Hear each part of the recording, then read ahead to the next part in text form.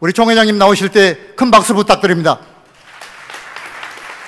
네, 제가 문안을 여쭙겠습니다. 오늘 여러분 어떠십니까? 그러면 이렇게 좋습니다. 크게 해주시면 짧은 시간에 아주 은혜스럽게 말씀을 잘 전하겠습니다. 준비되셨습니까? 오늘 여러분 어떠십니까? 좋습니다. 옆에 계신 분들에게 힘내세요. 힘내세요. 힘내세요. 강대상이 좀 무거운 것 같아서 제가 앞으로 이렇게 나가겠습니다. 참 제가 코로나 총회장이 됐습니다. 코로나 중에 이렇게 지나는데 저뿐 아니라 우리 박춘환 장로님도 코로나 전국 남전도회 회장, 또 여기 오신 권사님 권사회 회장, 전국 여전도회 회장, 이런 분들이 다, 또 장로회 회장도 오셨네 보니까 코로나 기간에 어려운데도 불구하고 잘 이끌고 있습니다.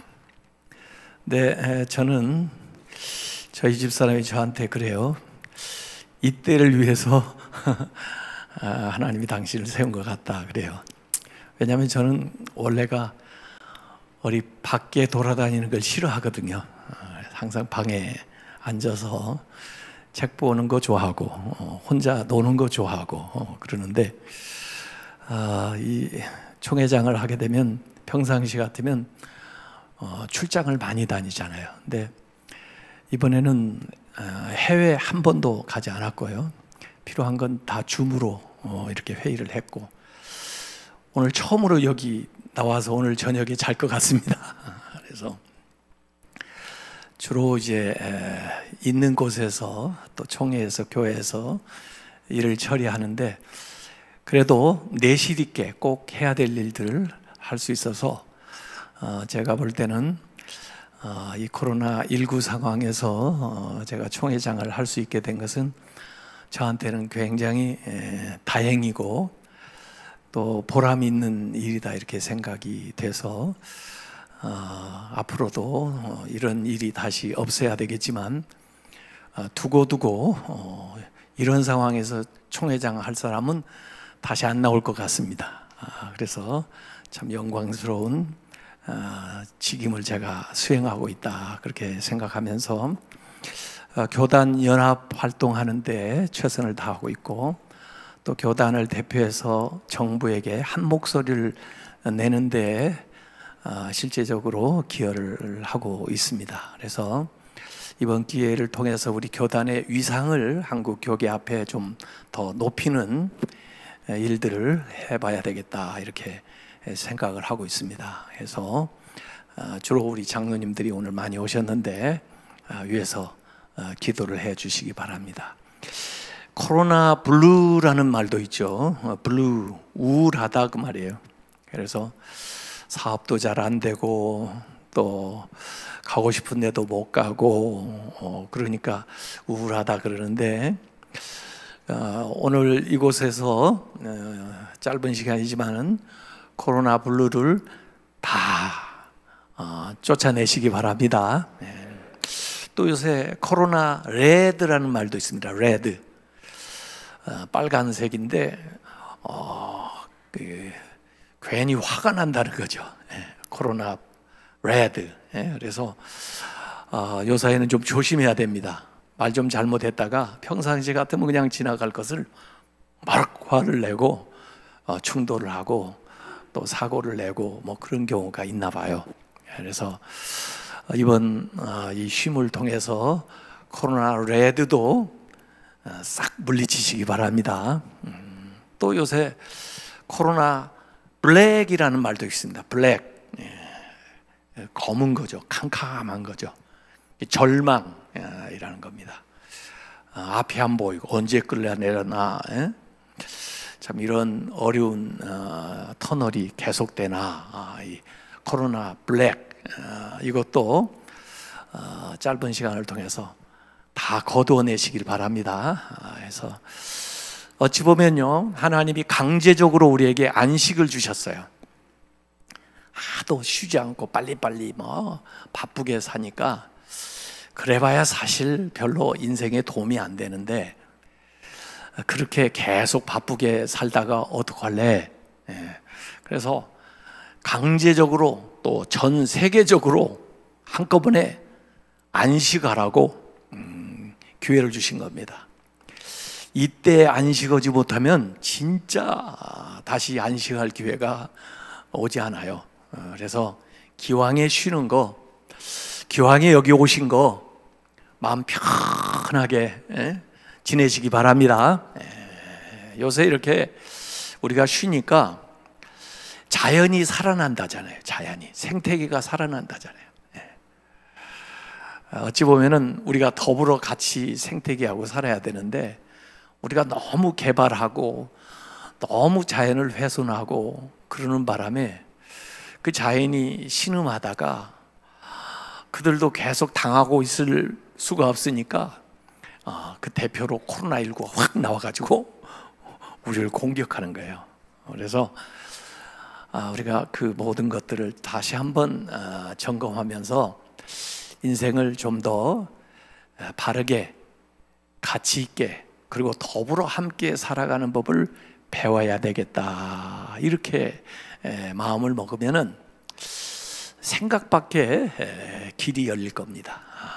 그래서 지금 우리 교단적으로 100일 정오 기도회를 오늘 39일째 했는데, 참 모두 다 힘들다고 그러고, 또 뭐 왜 예배 못 드리게 하느냐고 그러고, 왜 교단을 대표해서 정부에 가서 이야기를 제대로 못 하느냐고 그러고 막 그런데, 제가 새벽 기도를 하면서 하나님 어떻게 하면 좋아요?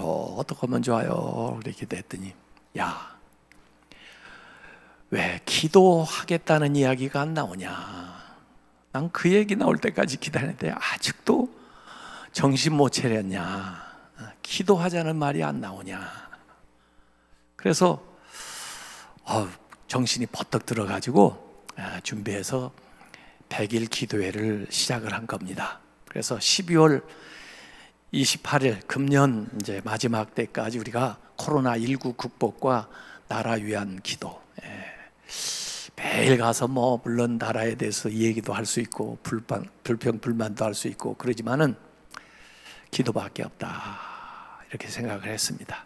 그래서 남은 기간에 각 교회에서 정말 최선을 다해서 정오에, 하루의 중간에 다시 한번 하나님 앞에 무릎 꿇고 기도하는 걸 통해서 하나님이 우리를 불쌍히 여기셔야 이 모든 것들이 해결되는 걸 믿으시길 바랍니다.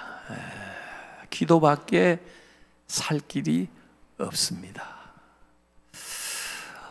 정말 요 사이에요, 지난 주간에도 제가 총회장 목회 서신에 썼습니다마는 생명을 거스리는 것들이 너무나 많아요. 코로나19도 그렇지만은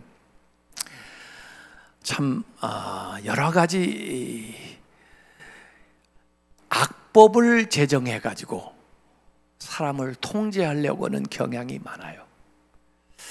이게 세속의 흐름인데 그냥 놓고만 볼 수가 없습니다. 우리나라 지금 코로나 방역하기 위해서 애쓰시지만은 세계에서 자살률이 1위입니다. 하루에, 우리가 여기 앉아있는 이 하루에 40명씩 자살하고 있습니다.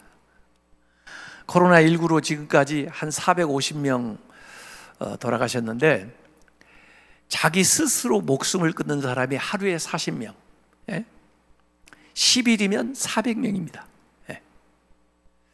우리나라 사회 생명력이 너무 약화돼 가지고 걸핏하면 사람 죽습니다. 대형 사고 납니다. 이 사회 생명력을 복원하지 않고서는 살 길이 없다. 어떻게 이 사회 생명력을 복원할 건가? 우리가 생명운동을 일으키고 생명 존중운동을 일으키지 않으면 살 길이 없다, 이 생각을 했습니다. 자연 생태계를 잘 보듬고 더불어 같이 살아가면서 생명운동해야 되고, 죽을 결심하고 죽을 길로 달려가는, 요새 코로나19 때문에 특별히 20대, 30대 여성들이 많이 자살한다고 그럽니다. 그들이 살 수 있는 길을 만들어주고 살자고 같이 격려하면서 나아갈 수 있는 일들을 우리가 하지 않으면 안 되겠다. 더구나 나라에서 지금 낙태 합법화 법을 여당과 함께 제정하려고 합니다. 낙태하는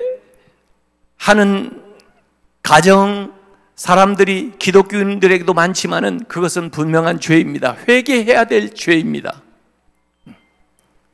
그래서 저는 낙태 반대 운동을 일으킬 겁니다. 그리고 이번 주간에 성명서를 발표했습니다. 분명한 입장을 발표를 했고 11월 마지막 주 대림절 시작하는 첫 주에는 우리 성결교회뿐만 아니라 전국에 있는 모든 교회가 이 생명에 대한 생명 존중 설교를 해달라고 한교총을 통해서 제가 2개의 설교문을 전국 교회에 지금 배포를 하고 있습니다. 한교총에서 요청을 했기 때문에 제가 2개를 썼습니다. 우리 교회가 생명 존중하는 운동을 일으키지 않으면 안 됩니다.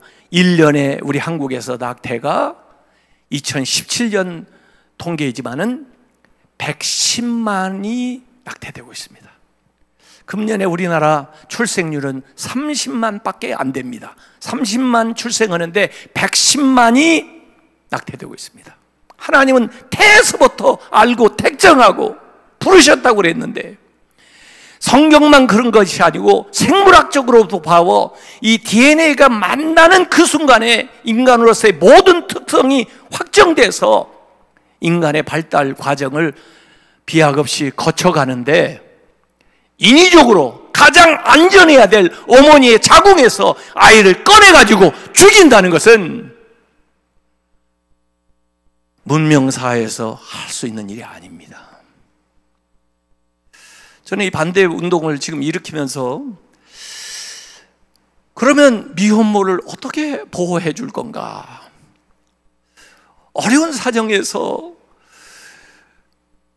낙태로 가야 할 수밖에 없는 그런 사람들을 어떻게 상담하고 보호해 줄 건가? 우리의 아이라고는, 우리의 자녀라고는 생각해서 그들을 보존해야 될 텐데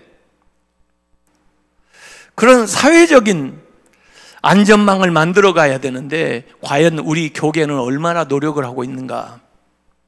자, 우리 교단을 살펴봤어요. 죄송하게도 미혼모 쉘터를 운영하는 사역이 우리 교단에 단 한 곳도 없습니다. 그러면 그 미혼모는 어떡하라고요? 반대만 할 겁니까? 가톨릭은 그래도 미혼모 쉘터들을 만들고 운영을 하는데 우리 개신교에서는 그렇게 찾아볼 수가 없어요. 차별금지법 반대하는 성명서도 발표하고 제가 대통령 앞에서도 분명히 그걸 반대한다는 입장을 표명을 해서 대통령의 답변을 들은 사람입니다. 그런데 과연 우리 교단이 동성애자들을 얼마나 보듬고 상담하고 치유하려고 애쓰고 있느냐 살펴보니까 없어요. 반대만 할 것이 아니라 정말 대안을 만들어 가지고 우리가 그런 면들에 활동하지 않는다면은 이 사회를 구원할 수가 없습니다. 생명을 구원할 수가 없습니다. 하나님이 원하는 일을 할 수가 없습니다. 그래서 이번 기회에 우리가 그동안 잘못된 것들에 대해서 하나님 앞에 철저하게 회개하고 바르게 나가야 됩니다. 지금 기독교가 너무 안 믿는 사람들에게 신뢰가 떨어지고 여러 가지 많은 이야기들을 듣고 있습니다. 우리가 이때 변화되지 않으면 다시 우리에게 기회가 안 올지도 모르겠습니다. 이 코로나19 상황은 오히려 우리 교회에 주신 하나님의 기회로 알고 우선 우리가 교회에 모이는 것이 어렵지만은 그럼에도 불구하고 우리의 본질을 회복하고 우리가 다시 한번 새롭게 시작한다면은 이번에 하나님이 이 일을 통해서 한국교회에 새로운 기회와 부흥을 주실 줄로 믿습니다. 그 일에 앞장서시길 바랍니다. 저는요, 총회장 되면서부터 우리가 회개해야 될 7가지 죄악에 대해서 얘기를 했습니다. Seven deadly sin. 우리 한국교회의 치명적인 7가지 죄악을 회개해야 된다고 그랬습니다. 역대하 7장 14절에도 이 땅에 전염병이 돌고 어려운 일이 닥칠 때 내 이름으로 일컫는 내 백성, 하나님의 백성들이 하나님의 얼굴을 구하면서 겸손하게 회개하면은 하나님께서 하늘에서 듣고 이 땅을 고쳐주신다고 그랬습니다. 이 상황 속에서 남을 탓할 것이 아니라 우리의 잘못을 회개해야 되는데, 저는 7가지를 그렇게 들었습니다. 첫째는 영적 남용을 회개해야 된다. Spiritual abuse. 모든 힘이 남용되기 쉽습니다. 권력도 남용됩니다. 윤리적이지 못하면. 성적으로 남용하는 사람도 있습니다. 자기의 힘세다고 다른 사람에게 폭력을 행사하는, 남용을 하는 사람들이 있습니다. 그런데 그 모든 남용보다 더 나쁜 것은 영적으로 남용하는 겁니다. 영역 있는 사람이 그 힘을 가지고 연약한 사람을 착취하고 조종하고 이용하는, 주로 이단들이 많이 그렇지만은 이번에 코로나 사태가 일어났을 때 여러분 보십시오. 어떤 교회에서, 어떤 집단에서 감염이 많이 일어났는가를 한번 보십시오. 영적 남용을 일삼는 신천지나 또는 그와 비슷한 성격을 가지고 있었던 데에서 문제들이 많이 생겼습니다. 이성적인 것을 사용하지 않고 그냥 비이성적으로 마치 어떤 열광적인 그런 집단인 것처럼 행동한 데에서 문제가 많이 생겼습니다. 영적 남용 심각합니다. 이거 회개하지 않으면, 고치지 않으면 다시 기회 없습니다. 그런가 하면 공의 사유화가 심각합니다. 하나님도 공이고 교회도 공인데 우리에게 주신 이 공을 마치 사회에서도 공무원들이 공권력을 남용하듯이 하나님의 이 공을 아간처럼 사사화하는, 도적질하는, 개인적으로 착복하는, 홈리와 비누아스처럼 그렇게 하나님의 것을 도적질하는, 교회 안에, 교단 안에 이런 일 때문에 한국교회가 여러 가지로 부패해버렸습니다. 공의 사유화를 회개하지 않으면, 끊어내지 않으면 기회 없습니다. 그런가 하면 세 번째는 신앙의 사사화입니다. 신앙이 사사로운 일이 되어버렸습니다. 우리의 신앙이 공적인 영역에서 증명돼야 되는데 교회에만 머물러 있습니다. 우리의 대부분의 신앙생활이 교회 생활입니다. 교회에서는 훈련받고 나아가서 세상을 변화시켜야 되는데, 가정을 변화시켜야 되는데, 우리가 속한 모든 분야, 정치, 경제, 교육 모든 분야에서 그 하나님의 사람으로서 그곳을 변화시키는 역할을 해야 되는데, 우리 교회가 세상과 담을 쌓고 점점 세상의 중심에서 밀려나가지고 우리 믿음이 세상에 영향을 더 이상 미치지 못하는, 신앙이 아주 사사로운 영역의 취미생활처럼 머무르는 이런 신앙생활을 하고 있기 때문에 일제시대보다도 더 많은 교인들이 있음에도 불구하고 이 세상에 영향을 못 미치고 있는 것입니다. 우리의 신앙은 교회에서 증명되는 것이 아니고 우리의 신앙은 세상에서 증명이 돼야 됩니다. 회사에서 증명이 돼야 됩니다. 정치 분야에서 증명이 돼야 됩니다. 그런데 그렇게 많은 크리스찬 국회의원들이 있으면서도 이 나라를 변화시키지를 못합니다. 왜? 신앙이 사사화돼 가지고 대부분의 신앙생활을 교회 안에서만 하지, 교회에만 머물러 있지 교회 담장을 넘어가지를 못합니다. 세상의 빛이 되라고 그랬는데 교회의 빛만 되고 있습니다. 빛덩어리 되고 소금덩어리가 돼가지고 무슨 소용이 있겠습니까? 신앙의 사사와 회개해야 됩니다. 그런가 하면 교회 안에 잘못된 신드롬들이 있습니다. 네 번째, 공로자 신드롬입니다. 종교개혁의 슬로건은 공로가 아니라 은혜입니다. 오직 은혜입니다. 우리가 구원받은 것도 은혜고 우리가 일할 수 있는 것도 하나님이 주신 은혜고 이 많은 일들을 할 수 있는 것도 하나님이 하신 일, 하나님의 은혜지. 세상에 예수 믿는 사람이 무슨 공로가 있습니까? 교회를 세우면 공로자입니까? 그 교회에서 오래 목회하면 공로자입니까? 장로님이 되시면 공로자입니까? 총회장을 하면 공로자입니까? 공로금을 받아야 되겠습니까? 그것이 어떻게 개신교입니까? 종교의 계획을 할 때 가톨릭의 그 공로 사상에 대해서 반기를 들고 나온 것입니다. 오직 은혜로 구원받습니다. 오직 은혜로 살아갑니다. 그런데 어느덧 그렇게 시작한 사람들이 세월이 지나면서 공로자가 되고 있습니다. 그렇게 되면은 처음 될 자가 나중됩니다. 나중되어서도 계속해서 하나님 앞에 바르게 살아가려면 처음부터 끝까지 은혜로 살아야 됩니다. 나의 나 된 것은 주님의 은혜로라. 지금 한국 교회가 왜 망가지는지 아십니까? 많은 공로자들 때문에 그렇습니다.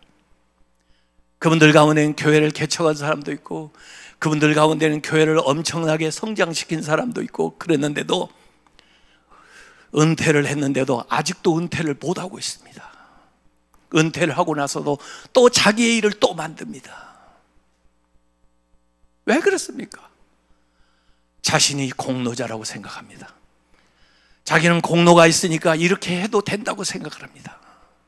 그런 특권의식을 가지고 있습니다. 그것이 한국교회를 무너뜨리고 있습니다.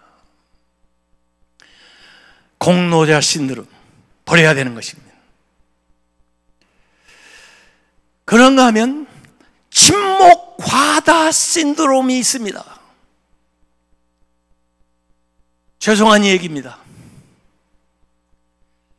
저는 교단 일을 하면서도 가능한 한 행사를 줄이라고 그랬습니다. 예산을 세우면서도 행사를 줄여서 예산을 줄이자고 그랬습니다. 그런데 예산을 줄이자고는 얘기하면서 어느 부서, 어느 기관 하나 행사를 줄이는 데가 없습니다. 그 모든 행사를 다 합니다. 교회에서도 행사하는데, 지방에서도 행사하는데, 총회에서도 행사하고, 교계적으로 행사하면 우리끼리 행사하다가 다 끝나는 것입니다. 무슨 그렇게 행사가 많습니까? 무슨 우리끼리의 모임이 그렇게 많아야 됩니까? 전부 침묵회가 되어버렸습니다. 크리스천 펠로십은 필요해요. 코이노니아가 필요해요. 주님을 중심으로 해서 나누는 코이노니아가 필요합니다. 그러나 대부분의 모임들은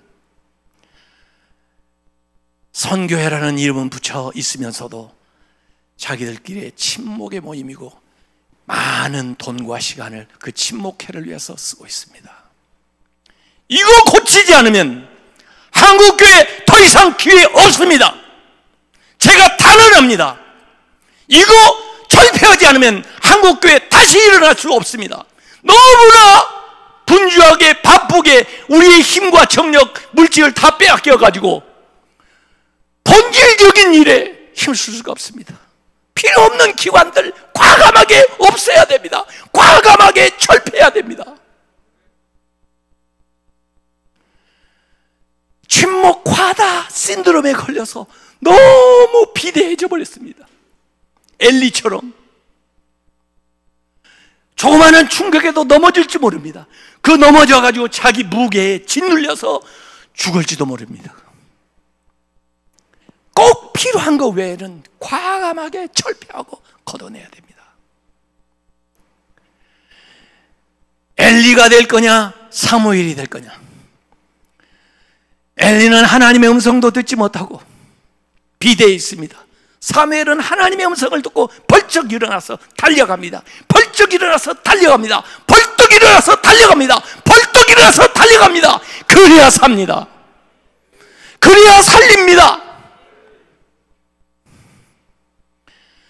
침묵 과다 신드롬에 걸렸습니다. 우리는 어떤 면에서 이번에 우리에게 구조조정할 수 있는 기회를 주신 것입니다. 필수적인 것 외에는 모이지 마라. 필수적인 활동에는 더 이상 하지 마라. 안 해도 된다. 안 해도 살 수 있다. 우리는 그것을 배워야 되는 것입니다. 그걸 구조조정을 하지 않으면 앞으로 우리는 우리만의 성을 짓고 그 안에서 모든 걸 다 해결하면서 모든 걸 시간을 물질을 다 쓰고 말 것입니다. 침묵 과다 신드롬. 그 다음에 6번째가 송사 신드롬입니다. 얼마나 고소고발이 많은지 몰라요. 제가 총회에도 앉아서 이렇게 보면요, 제일 바쁜 게 재판위원회예요. 제일 안 바빠야 될 때가 제일 바빠요. 교단 안에서만 재판하는 게 아니고 사회법으로 가서 재판해요. 세상의 조롱거리가 되는데, 세상 앞에 가서 우리를 판단해 달라고 그러는데 어떻게 우리가 세상을 판단하고 세상을 심판하겠습니까? 주님이 오시면 우리가 세상을 심판한다고 그랬는데 무슨 권위로, 무슨 자격으로 세상을 심판하겠습니까? 한국교회 송사 신드롬에 걸렸습니다. 손에 날 수는 없습니까? 내려놓을 수는 없습니까? 이 세상에서 다 끝장을 보려고 그럽니까? 주님이 안 계십니까? 이 세상 생활이 정말 모든 것입니까? 때로는요, 세상살이가 억울해요. 주님 아니고는 알 길이 없어요. 그래서 주님을 더 소망해요. 그리고 주님이 오시기를 더 고대해요. 그 사람이 복 있는 사람입니다. 마지막 제가 일곱 번째 죄를 무례한 기독교라고 했습니다. 무례한 기독교. 너무 우리가 무례합니다. 안 믿는 사람이 볼 때 너무 기독교인들이 무례합니다. 우리가 뭔가 가진 것 같아요. 우리가 뭔가 세상보다 우월한 것 같아요. 우리가 또 진리가 있고 교회가 커지고 사람들이 많아지고 그러다 보니까 교만해졌나 봐요. 그래서 복음을 전달하는 방식도, 우리의 의사를 표현하는 방식도 너무 무례합니다. 감동이 안 돼요, 저들한테. 그러니까 아무리 좋은 얘기를 해도 받아들이지를 않아요. 그래서 안티 기독교가 막 생겨나고 기독교에 대해서 그냥 반발하는 세력이 많습니다. 사실은 이 코로나19 상황에 우리가 잘못된 게 뭐 있습니까? 교회만큼 안전한 곳이 어디 있습니까? 그런데도 세상 사람들은 교회를 계속 나무랍니다. 왜 그렇습니까? 자업자득입니다. 우리가 그동안 세상에 보인 태도가 그러했기 때문에 그렇습니다. 더 낮아질 수는 없을까? 더 겸손할 수는 없을까? 더 그들의 마음에 감동이 오도록 그렇게 우리가 행동할 수는 없을까? 이런 생각을 하는 겁니다. 자, 오늘 주제가 소금과 빛이라고 그랬습니다. 그래서 제가 예수님이 하신 말씀 마태복음 5장 산상수훈에서 찾아왔는데요, 우리가 잘 알면서도 오해하는 게 있습니다. 성경은 분명히 예수님이 너희는 세상의 소금이다, 너희는 세상의 빛이다 그랬는데 소금을 먼저 말씀하셨어요. 그런데 어떻게 항상 빛을 먼저 얘기를 하더라고요. 빛과 소금이라고 그러는데 빛과 소금이 아니에요. 원래 성경의 순서는 소금과 빛입니다. 이 순서가 굉장히 중요하다는 걸 아셔야 됩니다. 더구나 세상의 소금이라고, 세상의 빛이라고 그랬습니다. 우리하고 세상을 차별화시킨 겁니다. 예수님은 세상에 기대를 거는 게 아니고 우리한테 기대를 거시는 겁니다. 너희들이 세상에 살지만은 세상에 속하지 말아라. 그러나 세상에 살아라. 그러나 세상을 변화시켜야 된다. 우리한테 기대하시는 겁니다. 달라야 됩니다. 삶의 방식이 달라고, 말하는 것이 다르고, 생각이 다르고, 행동하는 것이 달라야 됩니다. 세상 가면 똑같아 버리면, 너를 소금이라고 그랬는데, 너를 빛이라고 그랬는데 구별이 안 됩니다. 달라야 됩니다. 다르게 살아야 되는데 우선 우리 보고 소금이 되라고 그랬습니다. 염화나트륨은 원래 그 화학적인 성분으로 봐서는 변할 수가 없는 것입니다. 그건 덩어리가 됐든 조그마한 것이 됐든 하여간 사실 소금은 이게 변질될 수가 없어요. 그 자체로서는 다른 것이 섞이니까 변질되는 것입니다. 그래서 제 역할을 못하는 것입니다. 그러다 보면 그게 아무 역할을 못하니까 버려요. 그래서 사람들이 밟고 지나갑니다. 지금 우리 한국교회가 그렇게 돼버렸습니다. 소금인데 소금 역할을 못하고 변질돼 버려가지고 섞여가지고, 흙하고 섞였는지 그래서 버려가지고 밟고 지나가요. 소금이라는 게 뭔가 하는 걸 잘 생각을 해요. 소금이라는 건요, 자기를 녹여야, 자기가 없어져야 맛을 냅니다. 소금은요, 보이지는 않지만 먹어보면 압니다. 소금을 넣는지 안 넣는지 먹어보면 압니다.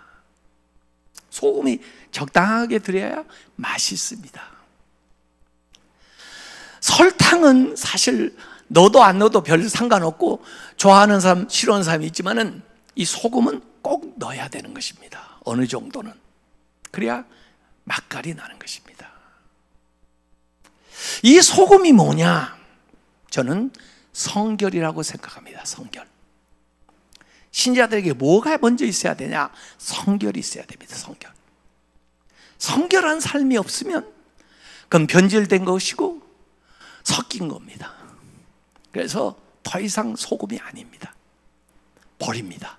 밝힙니다. 정말 한국 기독교인들이 소금이라면 어떻게 살아야 되냐? 성결하게 살아야 됩니다. 그래야 맛을 냅니다.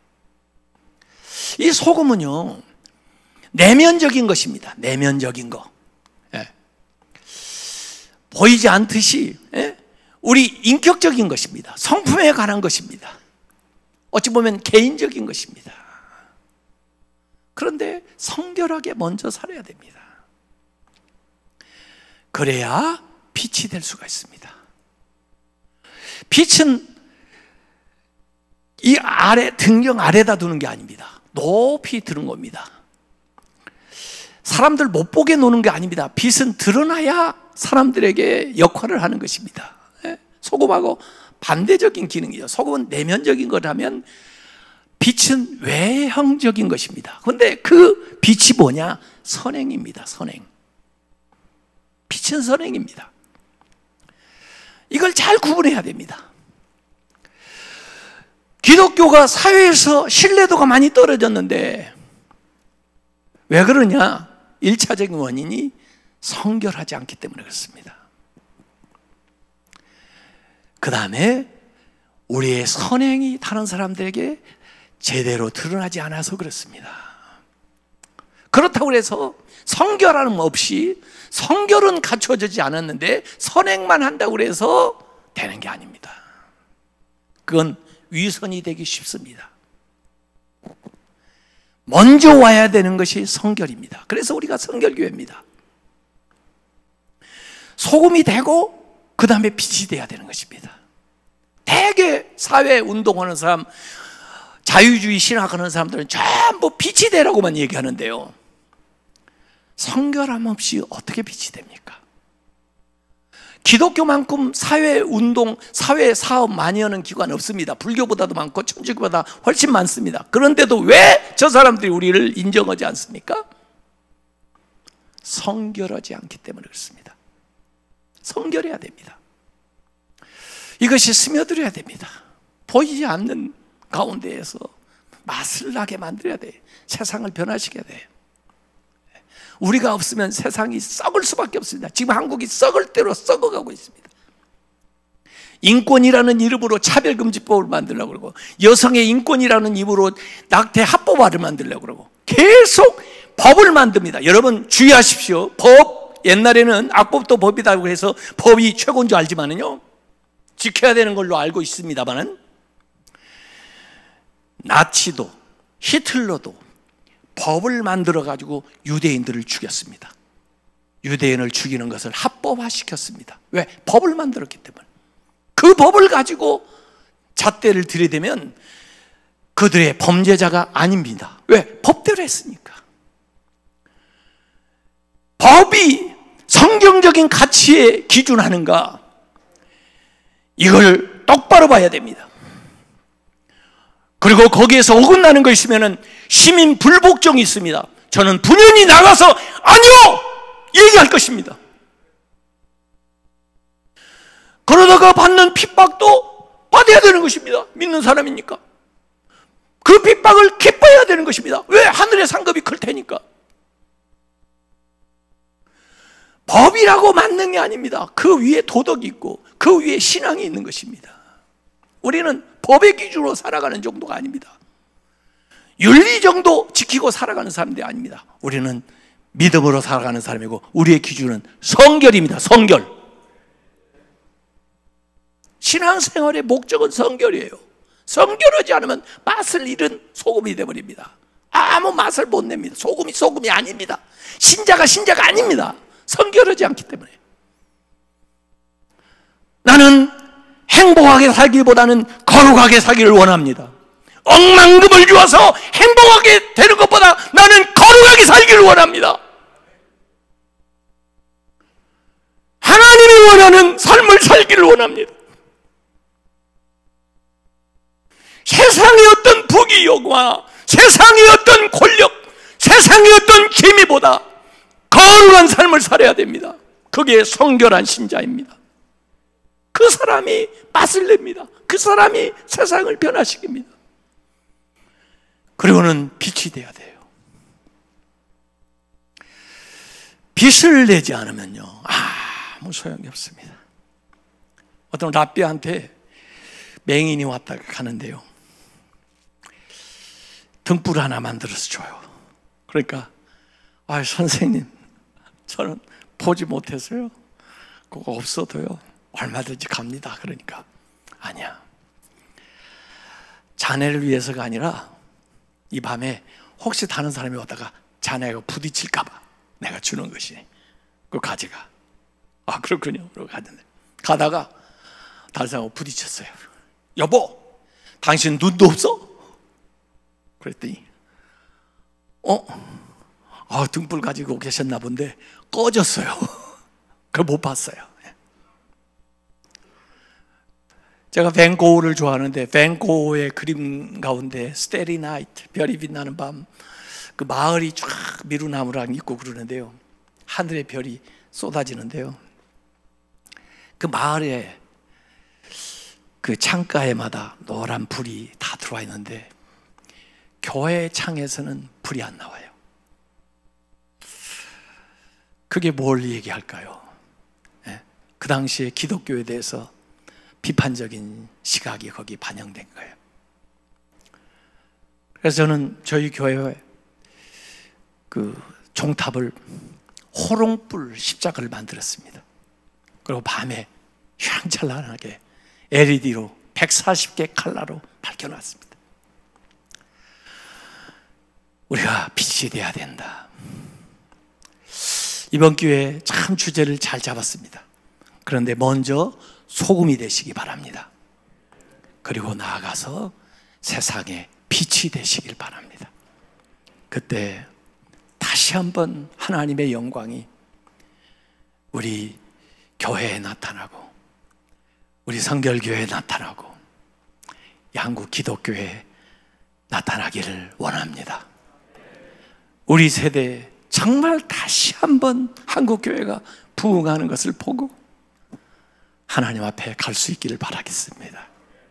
그런 다짐, 또 그런 결단을 하는, 도전을 받는 1박 2일 짧은 이 시간이 되시길 바라겠습니다.